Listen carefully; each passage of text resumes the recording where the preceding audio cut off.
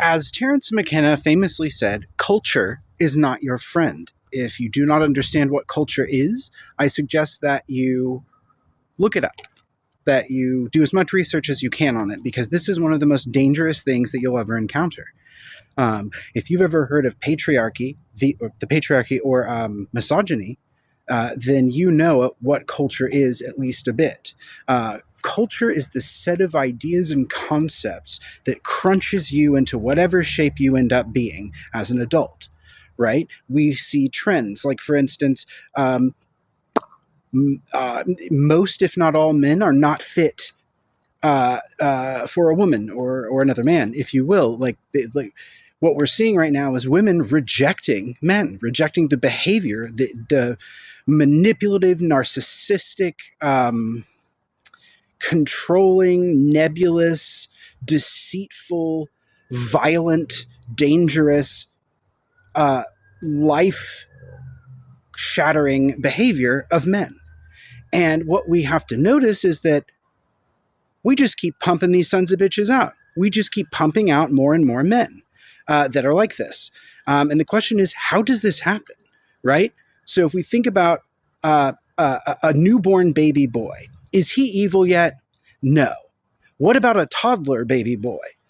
Not evil yet. Okay. Is a 9-year-old boy evil? What about a 12-year-old? Somewhere between 10 and 20, probably, something horrible happens. And it takes this bundle of joy that children are, this energetic, optimistic,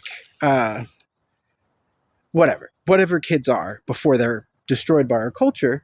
And they are made into these horrible nightmare beings that have plagued women for, well, let's be honest, thousands of years, but hundreds if we're talking about America specifically. And so that's what culture is. It's what turns little innocent baby boys into evil. There's certain things I won't get into here, but it turns them into things that are awful and that hurt people, that destroy lives. And it dominates our whole culture. And if you don't agree with that, you're not paying attention. And so that's what culture is, right? It's the thing that tells you your skirt should be this length. Whether that's a teacher or a sense of fashion. It tells you that bad bangs are out. It tells you that this type of sock height on your ankle is in. And those are the sort of more mundane things that it does. But the big thing that it does is it makes you be a certain way. And you'll note that if you're in America, most people have certain ideas. If you're in the Netherlands, most people in the Netherlands have similar ideas, right? If they were brought up in that culture. If you live in the United Arab Emirates, you're going to have certain ideas that shaped who you are. There are certain things you will and won't be okay with. And oftentimes, I think they call it culture shock, when you go to a new place, these ideas bump. And sometimes you fall in love with the culture, but the other end of it is you fucking hate it. You think it's awful or evil. It rubs you in such a wrong way that you can't stand it, and it's all around you. So you can't escape it without leaving the place. Folks who have traveled to sometimes other states, but I mean mostly other countries, can attest to the idea that it's just a new world. It's magical how different things are. That's because you've escaped American culture.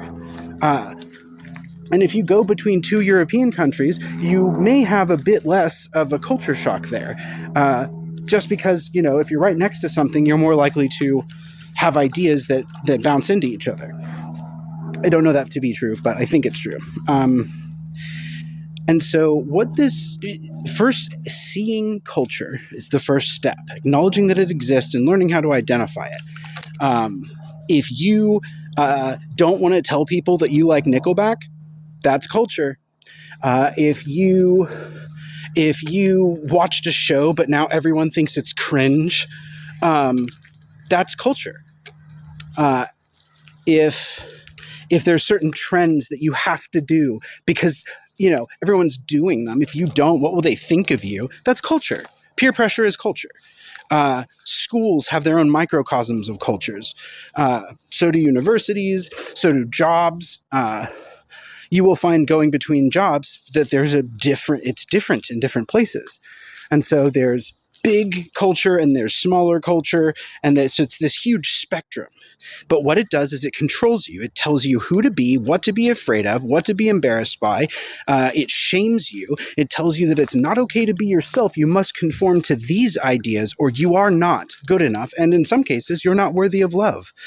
There are plenty of people who, let's say, are gay, but they can't fucking come out because their culture would destroy them.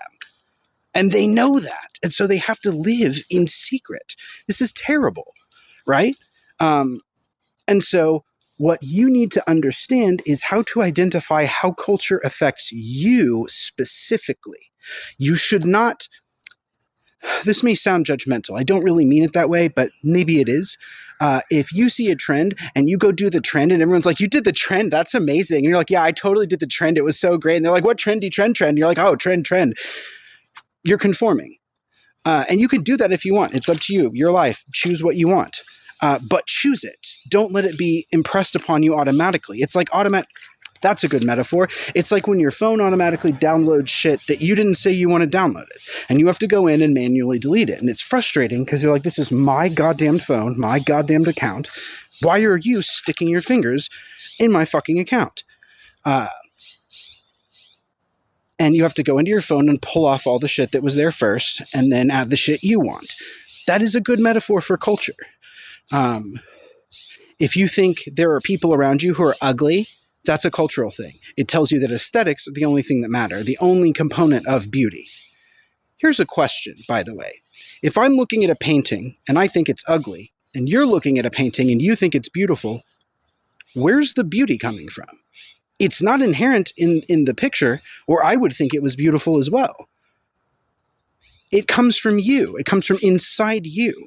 You looking at the painting and everything you associate with the painting is what creates that sense of beauty in you.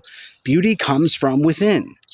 And the definitions that you use to evaluate beauty are forced on you by our culture. So the question is, are you a fucking robot or are you a person who has made themselves? And if you don't care about any of this, it doesn't speak to you or matter to you, that's fine.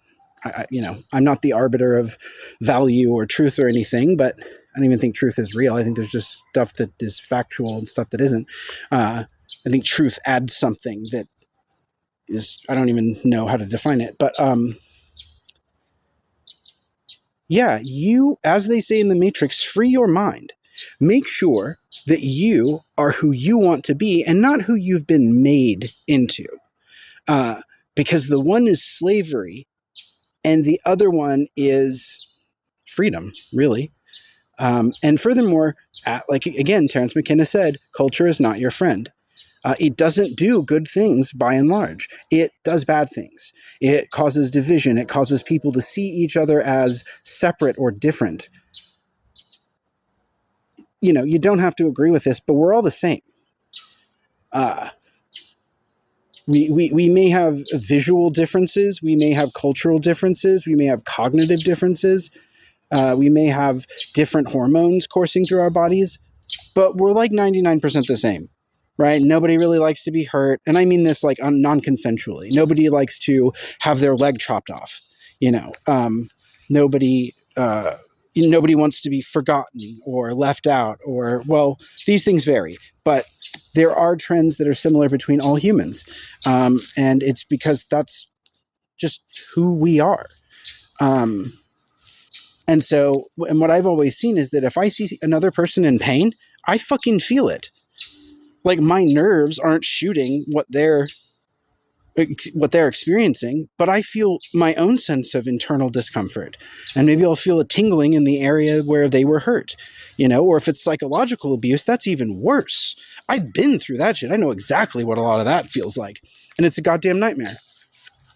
And so culture divides us. Fashion divides us, in my opinion. There are people who think fashion brings us together. And you know what? Fine, I can accept that. But I think that We are all the same operating system running from different angles at different times. And everything on the planet, to an extent, for the most part, sort of, is the same. You know, a fucking cow is like a puppy. Have you ever seen them play with a ball? Shit's adorable. Donkeys get excited and they start, they start fucking making shredding metal sounds with their voices because they're so excited. You know, if you've ever seen a video of like this gigantic death machine tiger sees the person who raised it and turns into a little kitten. We just want to be loved. That's basically the universal theme. Everybody wants to be loved. Even really damaged people, even people who can't handle love, they still want it. At least I think so. You know, and there's also a video of this lady, I think she was swimming off of the coast of the UK. But anyway, she went to this coral reef every year, scuba diving. And one year she noticed a little eel underneath the coral. And then she went about her business. And the next year she noticed the eel again and she went about her business. And one year she came back and the eel saw her coming and swam out to her, like fast, and started nuzzling all over her and wrapping itself around her affectionately. An eel. A water snake tube. And at that point I went, oh my God. If things in the ocean like affect, and it wanted her to scratch it, and she did, and it loved it. If things in the ocean like to be cuddled, I'm just going to assume it's pretty universal. Maybe insects don't.